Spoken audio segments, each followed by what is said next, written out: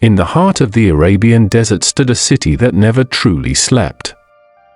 Mecca was surrounded by dry mountains, but inside its walls life moved constantly. Traders came from far places. Camels rested after long journeys. Voices filled the air with bargaining, laughter, and prayer. At the center of the city stood the Kaaba, an ancient house of worship that people respected deeply, even though many had forgotten its original purpose. This was the world into which Muhammad, peace be upon him, was born. Before his birth, the land was divided by tribes. Loyalty to family was everything. Justice depended on strength. The weak were often ignored, and the poor were easily forgotten.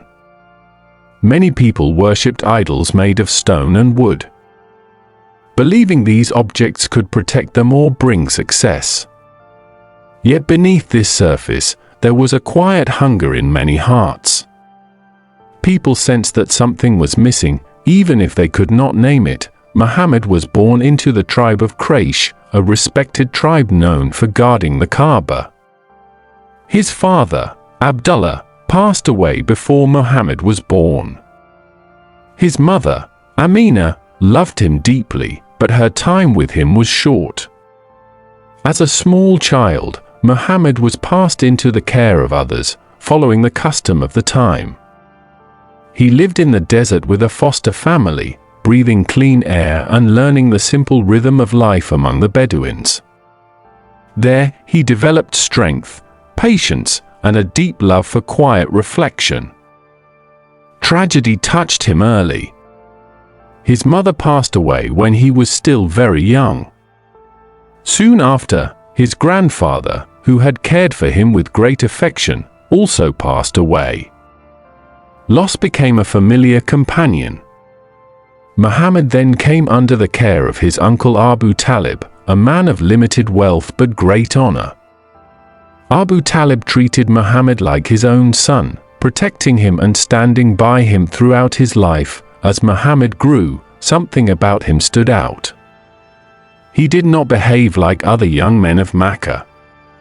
While many were drawn to drinking, fighting, and idle talk, Muhammad avoided these paths.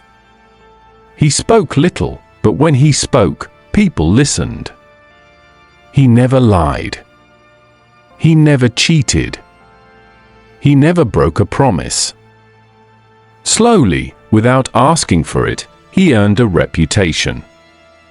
People began calling him Al-Amin, the trustworthy one. When disputes arose, people trusted Muhammad to settle them fairly. When goods were entrusted to him, they were returned exactly as given. Even those who did not share his values respected him. In a city full of loud voices and strong egos, Muhammad's calm presence felt different. It felt safe. As a young man, Muhammad worked as a merchant. Trade was the lifeblood of Mecca, and long journeys across the desert were common. On these journeys, Muhammad showed honesty that surprised many. He never exaggerated the value of his goods. He never hid flaws. His integrity brought success. But more importantly, it built trust. A wealthy and respected businesswoman named Khadija heard about him. She was known for her intelligence and dignity. She hired Muhammad to manage her trade journeys, trusting him with her wealth.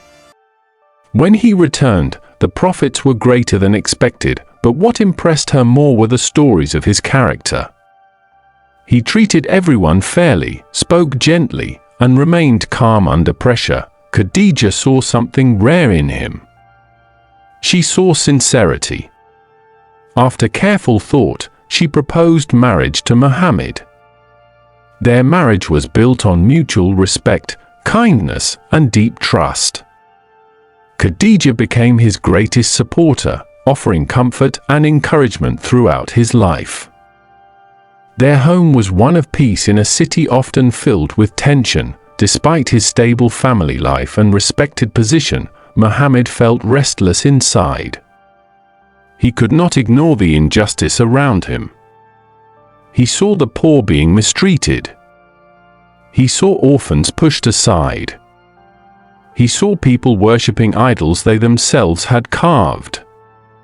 His heart was heavy with questions about truth, purpose, and the Creator of all things. Seeking clarity, Muhammad began spending time alone. He would leave the noise of Mecca and climb into the mountains. There, in a quiet cave, he would sit in silence, thinking deeply. He reflected on life, on humanity, and on the unseen force that held the universe together. This retreat was not an escape from responsibility. It was a search for meaning. During one of these nights of solitude, everything changed. In the stillness of the cave, Muhammad felt a presence unlike anything he had ever known. Fear and awe filled his heart. A voice commanded him to read. Confused and trembling, Muhammad replied that he could not read. The command came again, strong and clear. The words that followed spoke of a creator who taught humanity knowledge, who created life from a humble beginning. Muhammad returned home shaken. His heart raced. His body trembled. He feared for his sanity, unsure of what had happened. Khadija wrapped him in warmth and reassurance. She listened carefully, without judgment. She reminded him of who he was. She told him that a man who cared for the poor, honored guests, and spoke truth could not be abandoned by God. Seeking further understanding, Khadija took Muhammad to a learned elder who knew the scriptures of earlier prophets. After hearing the story, the elder spoke words that would echo through history. He told Muhammad that the message he had received was the same divine call given to prophets before him. He warned that the path ahead would not be easy, and so began a mission that would change the world. At first, the message was shared quietly. Muhammad spoke to those closest to him. He spoke of one God, merciful and just. He spoke of accountability, compassion, and equality. He taught that wealth and status meant nothing without integrity and kindness. Slowly, hearts began to listen, but even in these early days, tension grew. The message challenged old beliefs and powerful interests. It questioned idol worship and tribal pride. It called for justice in a society built on inequality. Resistance was inevitable, yet Muhammad remained patient. He did not shout. He did not insult. He invited people with wisdom and gentleness. His life reflected his words. Even those who opposed him could not deny his sincerity. This was only the beginning of a journey filled with trials, courage, and profound change. The quiet days of sharing the message in private could not last forever. Truth, once spoken, has a way of spreading beyond closed doors. Gradually, Muhammad, peace be upon him, was commanded to speak openly. He stood before his people and called them to something radically different from what they had always known. He invited them to worship one God alone. He asked them to abandon idols that could not hear, see, or protect. He spoke of moral responsibility, of caring for the poor, of freeing the oppressed, and of answering for one's actions in the life to come. For some, these words felt like water after a long drought. For others, they felt like an earthquake threatening everything familiar. The leaders of Mecca listened with growing anger. Their power depended on tradition, trade, and control of religious practices tied to the idols around the Kaaba. Muhammad's message challenged all of it. It did not attack them personally, yet it stripped away the foundation of their authority. At first, they mocked him. They called him a poet, a dreamer, a man lost in imagination. When mockery failed, they accused him of madness. Still, Muhammad did not respond with bitterness. He continued speaking calmly, repeating the message with patience and clarity. His followers, though few, stood beside him with quiet courage. As the message spread, persecution followed. Those who accepted Islam were often the most vulnerable. Slaves, the poor, and those without powerful protection faced cruelty simply for believing.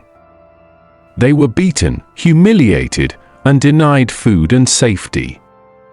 Muhammad felt their pain deeply, yet he reminded them to remain patient and steadfast. He promised them that no suffering went unseen by God. The pressure intensified. The leaders of Quraysh approached Abu Talib, Muhammad's uncle, demanding that he stop his nephew. They offered wealth and leadership in exchange for silence. Abu Talib relayed their demands, worried for Muhammad's safety. Muhammad listened, then spoke words that revealed the strength of his conviction.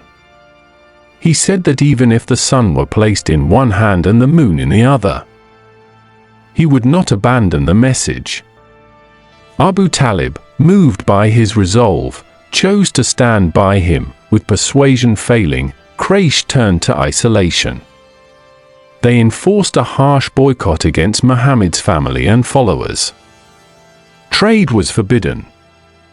Marriages were cut off. Food became scarce.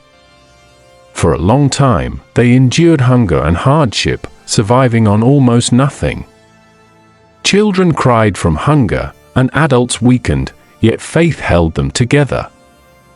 Muhammad shared in every hardship, offering comfort and hope. When the boycott finally ended, relief was brief.